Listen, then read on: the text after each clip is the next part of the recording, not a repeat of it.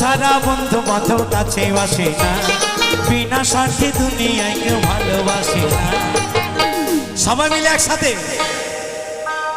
স্বার্থ ছাড়া ভালোবাসে শুধুই আমার মা, স্বার্থ ছাড়া ভালোবাসে শুধুই আমার মা।